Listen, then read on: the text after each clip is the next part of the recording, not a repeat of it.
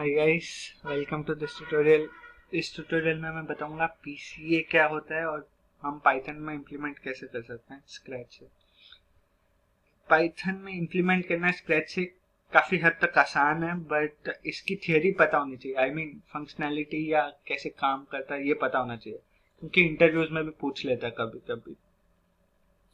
So let's start. So usually PCA is a dimensionality reduction method. तो इसका मतलब क्या है, जो हमारे पास लार्ज डेटा सेट होता है, लार्ज डेटा सेट मतलब मेरे पास बहुत सारे फीचर्स हैं, 100 फीचर्स हैं। तो कभी कभी रिडंडेंट इंफॉर्मेशन रहती है, मतलब कोई भी 3-4 फीचर्स या बहुत सारे फीचर्स सिमिलर रहते हैं, तो हम रिड्यूस करना चाहते हैं ताकि हम आगे अगर ट्रेनिंग करनी हो, मॉडल ट्रेनिंग करनी हो बाई चांस, तो उसमें हमारा टाइम बच सकता और मॉडल कॉम्प्लेक्सिटी भी बच सकती। ठीक है, तो ये तो एक यूज हो गया। और हाँ, like retaining most of the information, we are trying to reduce the dimension of our input data. ठीक है, ये हो गया पहला यूज। और दूसरा यूज जो बेसिकली कभी कभी कहते हैं कि विजुअलाइज द डेटा, ताकि हमारे पास डेटा सेट्स का इंसाइट है। विजुअलाइज तो हम देखो मैक्सिमम 3D या 2D तक जा सकते हैं। हमारे पास 100 डायमेंशन या 100 फीचर्स का डेटा होगा, हम 100 फीचर्स को विजुअलाइज तो नहीं कर सकते। हम या तो 2 डायमेंशन को विजुअलाइज कर सकते हैं या 3 डायमेंशन में विजुअलाइज कर सकते हैं। तो पीसीए उसमें भी कभी यूज आता है। So let's start with this with iris data. हम क्या करेंगे आज, आइरिस डेटा सेट पे पीसीए इंप्लीमेंट करके देखेंगे स्क्रैच से। तो सबसे पहले हमने डेटा सेट लोड किया। देखोगे तो हमारे पास 4 फीचर्स है और ये लेबल है। तो सबसे पहला क्या काम है, हमें फीचर्स और लेबल को सेपरेट करना, क्योंकि पीसीए में खाली फीचर्स का यूज है, लेबल को नहीं छेड़ना हमें। Kind of pre processing step है। ठीक है, तो इधर लोड कर लिया, मतलब सेपरेट कर लिया। And the next step is standardisation. First step standardisation, ये मतलब क्रूशियल स्टेप है। क्रूशियल मतलब इम्पॉर्टेंट स्टेप है, आई मीन टू से, क्योंकि ऐसा हो जाता है हमारे पास डेटा सेट में कोई कोई फीचर्स बहुत लार्ज हो जाते हैं, बट वो नहीं चाहते हम। आई मीन वो एल्गोरिदम को अफेक्ट कर सकता है और या मॉडल को भी कॉम्प्लेक्स कर सकता है, बायस भी हो सकता है। सो आई मीन, तो स्टैंडर्डाइज करने से क्या होगा, जो हमारे पास जो पर्टिकुलर फीचर का रेंज होगा वो कम हो जाएगा। तो इससे क्या होगा, वो उसका मीन 0 हो जाएगा उस पर्टिकुलर फीचर का, और उसकी जो रेंज होगी काइंड ऑफ -2 से 2 या कुछ अराउंड ऐसा स्मॉल रेंज हो जाएगी, ताकि सारे फीचर्स इक्वली कंट्रीब्यूट कर सकें उस पर्टिकुलर एल्गोरिथम में। तो देखोगे तो स्टैंडर्डाइज कर दिया हमने 5.1 4.9 स्टैंडर्डाइज करके इसमें कन्वर्ट हो गया। ठीक है, अब नेक्स्ट स्टेप है स्टेप 2 पीसीए में। सबसे पहले कोवेरियंस मैट्रिक्स निकालनी। तो कोवेरियंस मैट्रिक्स क्या होती है, जैसे हमारे पास 3 फीचर्स है अभी के लिए, इसके हिसाब से बता रहा, 3 फीचर्स है एक्स वाई जेड। तो कोवेरियंस मैट्रिक्स क्या है, covariance between X and X, covariance between X and Y, covariance between X and Z. तो ये मतलब ये होता है। तो कोवेरियंस बिटवीन मतलब कोवेरियंस बिटवीन एक्स एक्स या कोवेरियंस बिटवीन वाई वाई या कोवेरियंस बिटवीन जेड जेड, मतलब कोवेरियंस अपने साथ हमेशा वन रहता है, क्योंकि सेम रहेगा हमेशा। ठीक है, सेकेंड पॉइंट इसमें यह है, covariance of X Y is equal to covariance of Y X, मतलब फर्क नहीं पड़ेगा।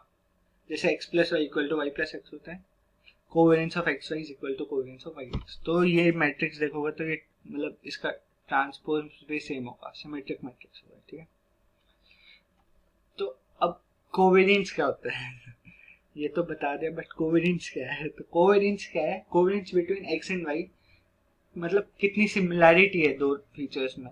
अगर जैसे एक्स और वाई बहुत सिमिलर है तो कोवेरियंस उनका 1 होगा। एक्स और Y dissimilar in the sense X बढ़ रहा है और वाई मेरा, जैसे एक्स ऐसे बढ़ रहा है और वाई मेरा ऐसे कम हो रहा, तो कोवेरियंस मतलब रिलेशन तो है लेकिन नेगेटिव रिलेशन में, तो -1 हो जाएगा कोवेरियंस।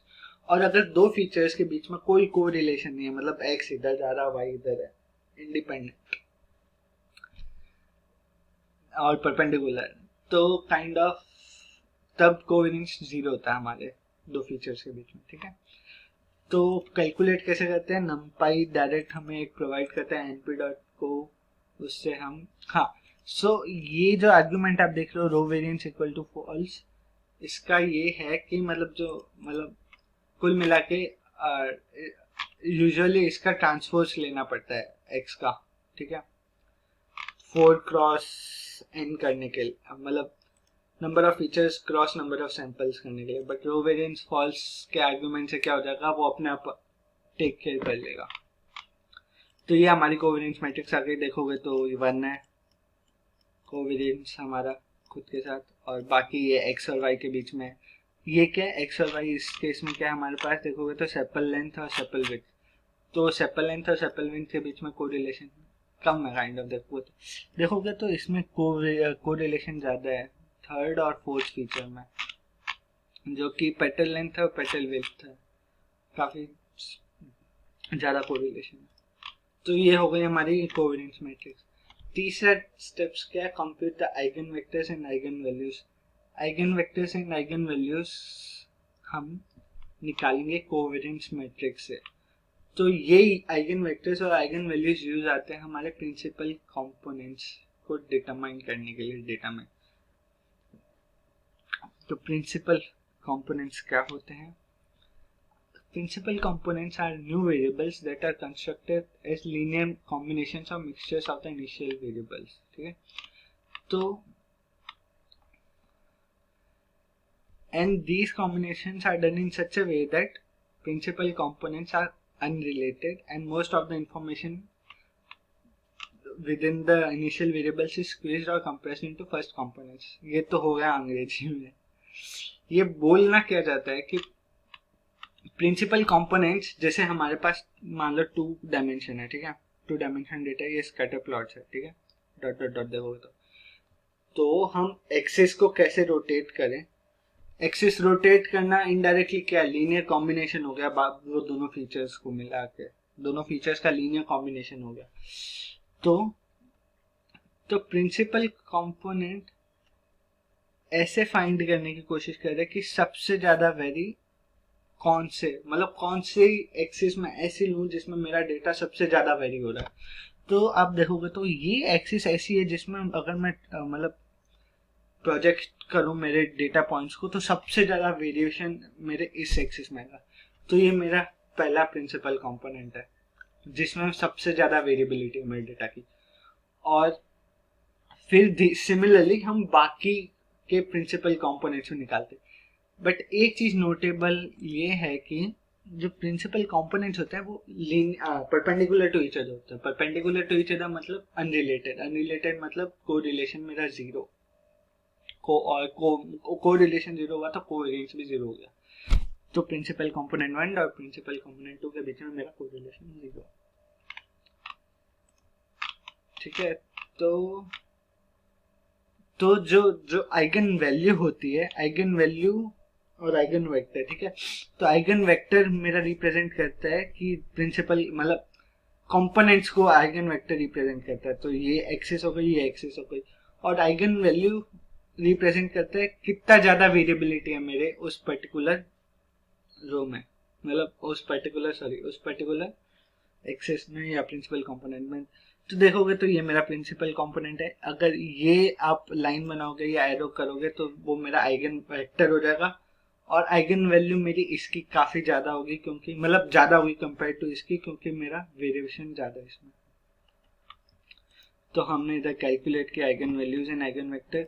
आप देखोगे तो सबसे ज्यादा है 2.93, फिर 0.92, फिर ये मतलब जितना कम आइगन वैल्यू उतना, मतलब मान लो ये वाली एग्जाम्पल के तौर में बताना, मतलब उस पर इस पर्टिकुलर आइगन वेक्टर में बहुत कम वेरिएबिलिटी है और इस पर्टिकुलर आइगन वेक्टर या इस पर्टिकुलर एक्सिस में बहुत ज्यादा वेरिएबिलिटी है, ठीक है। और अब मैंने जैसे बताया था eigen principal components are unrelated, are perpendicular to each other. तो मतलब क्या है, तो ये मेरे चारों जो है वो वेक्टर्स भी परपेंडिकुलर होंगे। तो हम एक बार देख लेते हैं कि मतलब कौन सा आइगन वेक्टर कितना परसेंट ऑफ मेरा वेरिएबिलिटी इन डेटा कर रखा है। तो इसमें क्या कर रहे हैं हम, इसमें जो कुछ नहीं कर रहे, बस इसका टोटल सम किया और डिवाइड किया ताकि परसेंटेज निकाल सके हम कितना वेरिएबिलिटी है इस कंपोनेंट में। तो उससे हमें पता चलता 72% वेरिएबिलिटी खाली इस वाले आइगन वेक्टर में। और इन दो को कैलकुलेट करोगे तो काइंड ऑफ 95% मेरा वेरिएबिलिटी खाली इन दो कंपोनेंट्स में, बाकी दो में 5% है, छोटा सा 3-4-5%। तो देखोगे तो मैं अगर इन दो को हटा दूं तो मेरा डेटा कितना कम हो गया ना, सीधा हाफ हो गया। तो ऐसी लार्ज डेटा सेट्स के लिए अगर मान लो मेरे पास 100 डायमेंशन का डेटा है, मैं क्या करूंगा, मैं अगर मेरा 10 ऐसे 10 कंपोनेंट में मेरा 95% वेरिएबिलिटी है डेटा का, तो मैं बाकी के 90 फीचर्स को नेग्लेक्ट कर सकता हूँ, क्योंकि उससे मेरा मॉडल काफी हद तक कॉम्प्लेक्स कम हो जाएगी मॉडल की। और हाँ, और टाइम भी बचेगा उससे। ठीक है।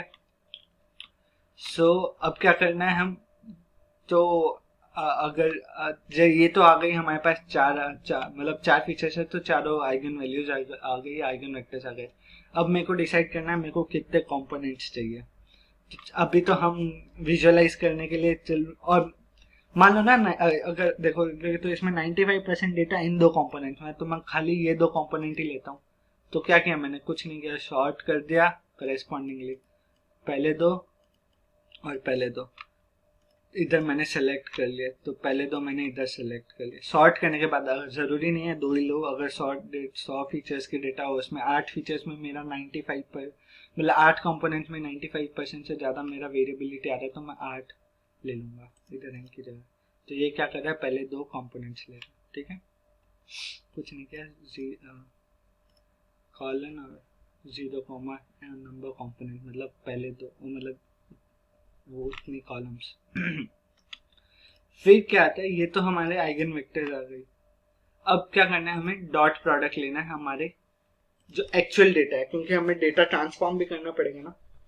एक्चुअल डेटा तो अभी तक हमारा 4 डायमेंशन का ही है, अब हमने वो तो कन्वर्ट ही नहीं किया। तो इस डॉट प्रोडक्ट से हम जो दो कंपोनेंट्स, दो फीचर्स कैलकुलेट करेंगे। तो इसमें क्या हो रहा, जैसे मेरा पहला आइगन वेक्टर है, तो इसमें क्या होगा, जैसे ये रो है, ये रो को मैं इस कॉलम के साथ मल्टीप्लाई करेगा और ऐड करूंगा, तो वो मेरा 2.26 आ जाएगा। सिमिलरली पहला रो मैं इससे मल्टीप्लाई करूंगा और ऐड करूंगा, तो मेरा 0.5 आ जाएगा। तो वो 4 फीचर मेरे 2 फीचर में कन्वर्ट हो गए, काइंड ऑफ ये लीनियर कॉम्बिनेशन हो गया, देखोगे तो वेटेड है ना। तो ऐसे सिमिलर सारे सैंपल्स के साथ करूंगा, तो मेरे पास ये फाइनल लिस्ट आ जाएगी, फाइनल रिड्यूस डायमेंशन आ जाएगा। अब क्या कर रहा, मैं प्लॉट कर रहा, देखो मेरा 75% मैंने बोला था मेरे एक ही फीचर में है, मतलब एक ही कंपोनेंट में, तो उस कंपोनेंट को प्लॉट किया तो देखोगे तो कितना, मतलब देखने से भी लग रहा है कि सेपरेबल है, काफी अच्छा है ना 1 डायमेंशन, और 2 डायमेंशन में प्लॉट करके भी काफी अच्छा है। तो इस तरीके से हम विजुअलाइज भी कर सकते हैं, ताकि डेटा में इनसाइड भी आ सकते हैं, हम देख सकते हैं कुछ आउटलायर निकल सकते हैं, जैसे ग्रीन वाला आउटलायर है, हो सकता है मिसलेबल भी हो और आउटलायर भी है। और ये कुल मिला के टोटल जो भी ऊपर लिखा वो अलग से फंक्शन लिखा हुआ है, ताकि आप यूज करना चाहो तो कर सकते हो। और ये कुछ सोर्सेज है जो मैंने यूज किए इस वीडियो को बनाने में। तो कंक्लूजन क्या है, PC is a dimensionality reduction method. इससे हम चाहते हैं कि हमारा जितना ज्यादा वेरिएबिलिटी हो डेटा में, वो हम कम से कम कंपोनेंट्स रखें using eigen values and eigen vectors. ठीक है, और दूसरा ऑब्वियसली विजुअलाइजेशन में काफी काम आता है। So that's it for the today video, thank you for watching, stay safe, take care.